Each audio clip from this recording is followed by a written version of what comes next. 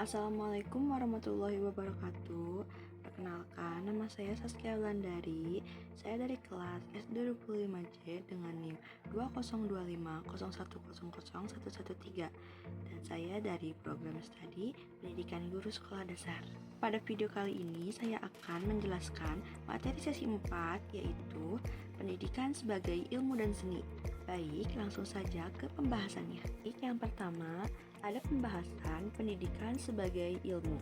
Pada pembahasan pendidikan sebagai ilmu, yang pertama ada definisi. Definisinya yaitu pendidikan sebagai ilmu berarti pendidikan dipandang sebagai suatu bidang kajian yang memiliki teori, konsep, dan metode yang sistematis.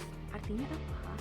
Jadi, proses pendidikan ini tidak dilakukan oleh sembarangan orang atau tidak dilakukan dengan sembarangan, melainkan berdasarkan aturan, prinsip, dan penelitian yang diuji kebenarannya.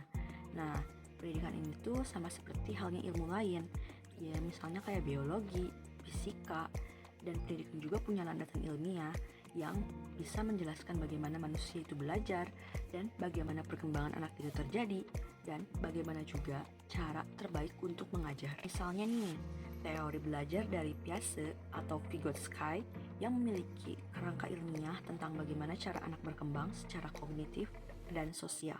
Selanjutnya ada ciri-ciri. Ciri yang pertama yaitu rasional.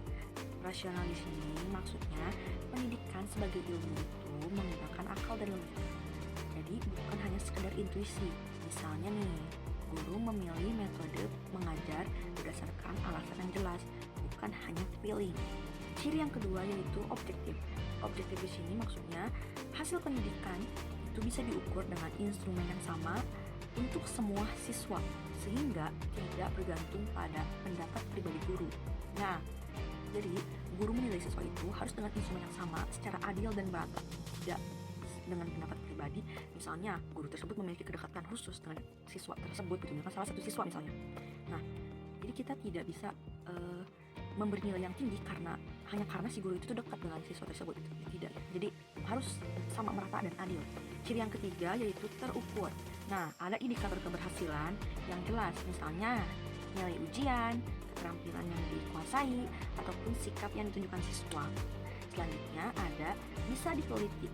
Nah, pendidikan sebagai ilmu itu dapat diteliti melalui eksperimen, observasi, ataupun penelitian tindakan kelas. Saya akan memberikan sedikit contoh mengenai ciri-ciri yang tadi, yaitu jadi guru itu meneliti apakah metode pembelajaran atau metode diskusi kelompok itu lebih efektif dibandingkan dengan metode ceramah.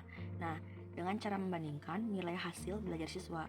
Jadi dilihatnya tuh dari hasil belajar siswanya gitu. Misalnya nilai dari diskusi kelompok itu lebih tinggi dibandingkan dengan metode ceramah. Jadi metode diskusinya efektif gitu, makanya nilainya berkembang gitu. Selanjutnya ada tujuan.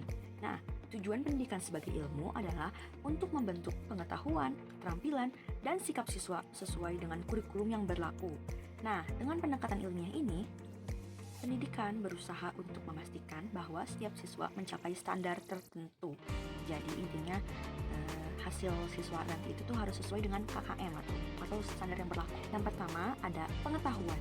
Nah, pada pengetahuan, siswa diharapkan memahami konsep-konsep dasar, misalnya seperti sejarah, matematika, atau IPA. Nah, kalau sejarah biasanya dasar-dasarnya tuh kayak sejarah Indonesia atau sejarah misalnya rumah adat Jawa Barat, kayak gitu. Dan kalau matematika seperti bilangan bulat, bilangan cacat, bilangan asli, ataupun kayak belajar, kalau anak kelas 1 belajar mengenal angka, belajar kayak tanda tambah bagaimana, tanda kurang bagaimana, bagi-bagaimana, dan lain-lainnya. Dan kalau IPA tuh biasanya kayak tumbuhan-tumbuhan gitu kan.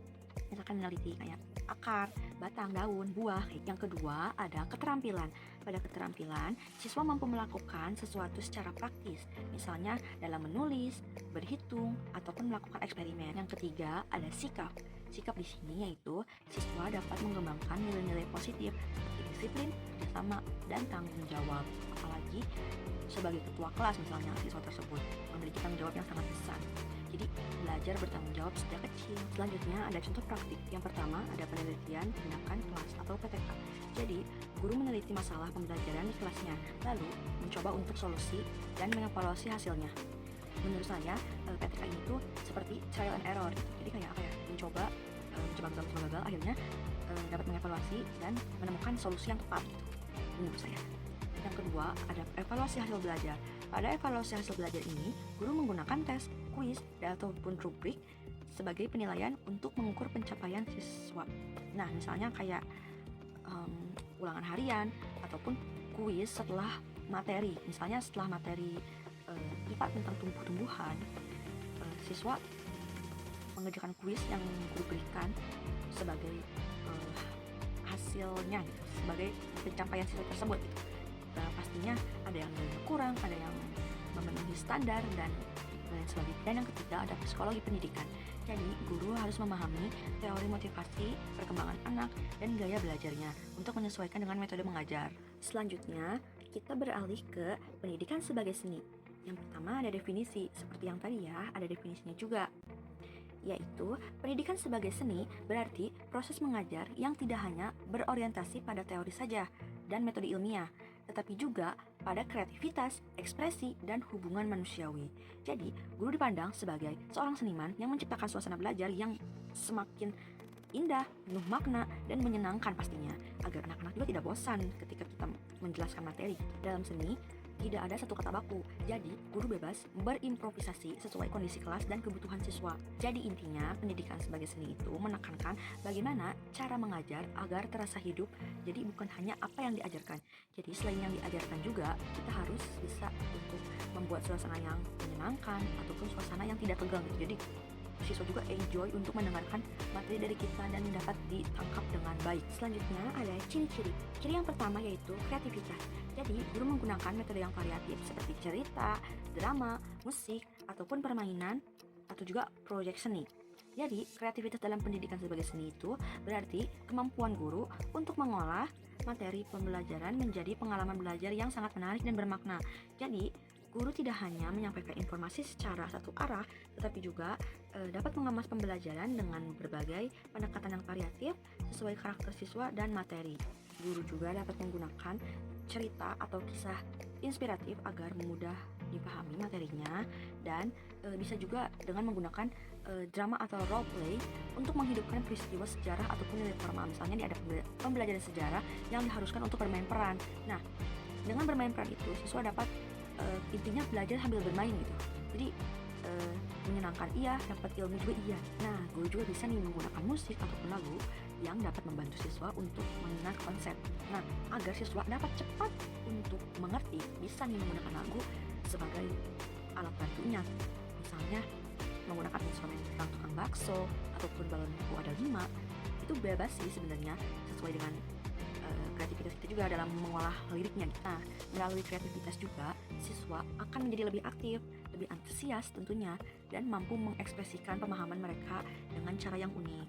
Terkadang ya, kalau anak SD tuh jika melihat tim fokus tuh kayak rasanya excited banget gitu, karena kayak pasti akan ada video yang ditampilkan gitu, profil yang ditampilkan, makanya kayak anak itu tuh jadi lebih semangat dan antusias gitu kan, seperti yang saya alami ketika SD begitu. Yang kedua ada intuisi. Jadi guru peka terhadap suasana kelas, misalnya tahu kapan siswa mulai bosan dan segera mengubah pendekatannya. Nah, intuisi juga yaitu kepekaan batin guru dalam membaca kondisi emosional, psikologis, dan sosial siswa. Jadi intuisi ini juga tidak selalu tertulis dalam teori, tapi berkembang melalui pengalaman dan kedekatan guru dengan peserta didik. Contohnya, guru menyadari ketika suasana kelas ataupun siswa yang sudah mulai lelah ataupun bosan. Nah, agar anak-anak kembali untuk bersemangat dan kembali semangat belajar, intinya guru menyiapkan ice breaking yang seru. Ice breaking itu seperti permainan untuk fokus dan agar siswa juga bersemangat gitu nantinya. Selain itu, guru juga diharapkan bisa memahami saat siswa sedang cemas dalam menghadapi ujian dan memberikan penguatan emosional. 3. Ada improvisasi. Improvisasi ini yaitu guru bisa menyesuaikan cara mengajarnya secara spontan, jadi tidak selalu terpaku pada rencana. Improvisasi ini yaitu kemampuan guru untuk menyesuaikan proses pembelajaran secara spontan ketika kondisi tidak sesuai dengan rencana awal. Jadi dalam praktiknya, tidak semua skenario pembelajaran berjalan sempurna. Misalnya nih, ketika media pembelajaran tidak bisa digunakan, maka guru menggantinya dengan penjelasan visual di papan tulis. Jadi intinya jadi guru itu harus serba bisa ya. Jadi kita juga harus bisa menggambar gitu. Jadi misalnya ketika infokus tidak bisa digunakan dan tidak bisa menampilkan visualnya secara langsung, jadi kita bisa menggambarnya di papan tulis gitu ya, sesuai kemampuan kita juga gitu. Ya intinya agar menarik saja. Misalnya kita lagi menggambar, anak itu pasti akan menebak dong, kayak ini pasti gambar ini pasti gambar ini gitu. Jadi kayak intinya anak itu dapat aktif gitu. Selanjutnya ada nilai estetika. Nilai estetika di sini yaitu suasana kelasnya dibuat menjadi indah, harmonis, serta menyenangkan, sehingga siswa juga dapat betah dalam belajarnya gitu ya. Dan nilai estetika ini dalam pendidikan sebagai seni berkaitan dengan keindahan dan kenyamanan dalam proses pembelajaran. Keindahan di sini tidak hanya berarti keindahan dekorasi kelas ya, tetapi cara guru menyampaikan materi dengan bahasa yang tertata dan menarik juga merupakan sebagai keindahan. Nah, penerapannya itu misalnya seperti media pembelajaran menggunakan visual yang menarik, serta menggunakan website kuis yang memiliki karakter-karakter yang menarik bagi siswa gitu. Dan suara guru juga harus jelas dengan intonasi yang bervariasi dan ekspresif, serta alurnya juga harus runtut agar tidak bosan. Yang selanjutnya ada hubungan empati. Jadi guru membangun interaksi yang hangat, penuh perhatian dan motivasi sehingga siswa dapat merasa dihargai. Nah, hubungan empati ini yaitu kemampuan guru untuk memahami perasaan, kebutuhan, dan kondisi siswa, serta meresponnya dengan sikap penuh perhatian dan kepedulian. Jadi, guru juga bisa mendengarkan keluhan siswa tanpa menghakimi dan memberikan apresiasi atas usaha, bukan hanya hasil. Jadi, misalnya anak itu berani ke depan, meskipun jawabannya salah gitu. Jadi kita juga harus apresiasi gitu kan. Jadi meskipun jawabannya tidak benar, at least kita dapat mengapresiasi karena anak itu dapat berani maju ke depan. Jadi kayak berani maju ke depan juga merupakan sebagai usaha yang bagus gitu. Nah, ini yang paling penting untuk menjaga kesehatan mental siswa juga. Jadi memberikan motivasi ketika mereka mengalami kesulitan. Jadi sebagai guru juga kita harus bisa menjaga mental siswa-siswa kita ini agar tetap stabil dan bagus gitu. Jadi agar belajarnya juga mereka enjoy. Selanjutnya ada tujuan. Yang pertama yaitu suasana hidup. Jadi suasana ketika mengajar juga tuh harus hidup ya, agar tidak kaku, monoton, dan membosankan. Kaku tetapi penuh dengan dinamika gitu. Kedua, menyenangkan. Ini paling penting ya, jadi siswa juga merasa senang dan gak tertekan gitu. Jadi kita juga sebagai guru harus menggunakan suasana yang menyenangkan, jadi suasana itu cair gitu, tidak kaku seperti tadi gitu. Kita sebagai guru juga harus menggunakan suasana yang menyenangkan. Jadi apa ya, jadi anak itu tuh ketika kita masuk tuh mereka tidak tertekan, jadi kayak nggak tegang banget gitu. Karena tegang itu jadi bakal jadi susah mikir gitu kan, jadi makanya harus menciptakan suasana yang menyenangkan. Selanjutnya ada bermakna, jadi siswa tidak hanya mengingat materi saja, tetapi juga dapat merasakan pengalaman yang berkesan.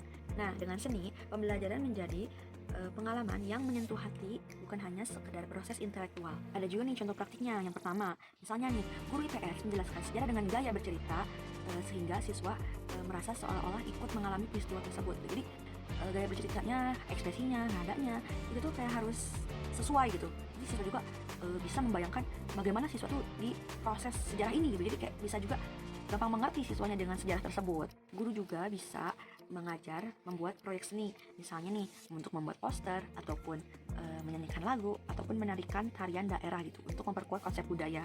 Baik, selanjutnya ada keterpaduan ilmu dan seni. Yang pertama ada memberi struktur. Pendidikan sebagai ilmu menyediakan kerangka yang jelas, misalnya teori, metode, dan evaluasi. Tanpa ilmu, pembelajaran bisa kehilangan arah karena tidak ada standar ataupun ukuran keberhasilan. Jadi, ilmu memastikan bahwa proses berjalan sistematis, terukur, dan bisa dipertanggungjawabkan. Contohnya, guru menggunakan teori belajar untuk menyusun rencana pembelajaran, lalu mengevaluasi hasilnya dengan instrumen tes ataupun rubrik penilaian. Yang kedua, ada seni memberi jiwa. Pendidikan sebagai seni menghadirkan kreativitas, empati, dan kehangatan. Tanpa seni, pembelajaran bisa terasa kaku ataupun membosankan. Seni membuat proses belajar lebih hidup, menyenangkan, dan bermakna bagi siswanya.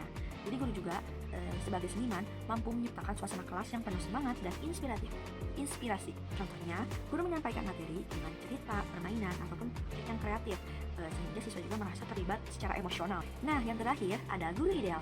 Guru yang baik adalah yang mampu menggabungkan antara ilmu dan seni. Jadi, tidak hanya mengajar dengan teori dan metode ilmiah saja, tetapi juga dapat menghadirkan kreativitas dan empati. Dengan begitu, pembelajaran menjadi lebih terarah, sekaligus inspiratif. Jadi, guru ideal itu tahu kapan harus menggunakan pendekatan rasional ataupun ilmu, dan kapan harus berimprovisasi dengan kreatif, yaitu dengan seni. Nah, contohnya nih, guru dapat merancang pembelajaran sesuai dengan kurikulum ataupun ilmu, tetapi menyajikannya dengan kreatif, dengan aktivitas yang kreatif seperti drama, musik, ataupun proyek seni. Dan nih, salah satu contoh misalnya ketika pembelajaran bahasa Indonesia. Jadi guru mengajarkan struktur teks atau ilmu, lalu mengajak siswa untuk menulis puisi ataupun cerita pendek untuk mengekspresikan pengalaman pribadinya, yaitu dengan seni. Jadi ilmu dan seni itu berkolaborasi. Satu lagi deh contohnya, misalnya nih pada proyek matematika. Nah, kadang-kadang kan anak-anak kalau belajar matematika kayak suka bosan ataupun gimana ya. Jadi, guru menyusun soal sesuai dengan standar kurikulumnya atau ilmu, tetapi menyajikannya dalam bentuk permainan ataupun lagu seni dan bisa juga mengaitkan dengan kehidupan sehari-hari gitu. Baik, jadi kesimpulan pada pendidikan sebagai ilmu dan seni yaitu pendidikan tidak hanya berdiri sebagai ilmu saja ataupun ilmu yang sistematis, rasional, dan berlandaskan pada teori, tetapi juga sebagai seni yang dapat menuntut kreativitas, kepekaan, dan keterampilan dalam praktik. Sebagai ilmu, pendidikan memberi kerangka pengetahuan, metode, dan prinsip yang teruji. Dan sebagai seni, pendidikan menekankan kemampuan guru untuk berimprovisasi, berinovasi, dan menyesuaikan pendekatannya dengan kebutuhan serta karakter siswa. Jadi, dengan memadukan keduanya, pendidikan mampu menghasilkan proses belajar yang terstruktur dan fleksibel, mendorong siswa yang untuk berkembang secara intelektual, emosional, dan sosial, dan membentuk pengalaman belajar yang bermakna, inspiratif, dan membangun karakter. Cukup sekian yang dapat saya sampaikan. Mohon maaf bila ada salah dalam berkata, karena saya juga masih belajar. Mohon maaf apabila ada salah kata. Wabillahi taufiq wal hidayah. Wassalamualaikum warahmatullahi wabarakatuh.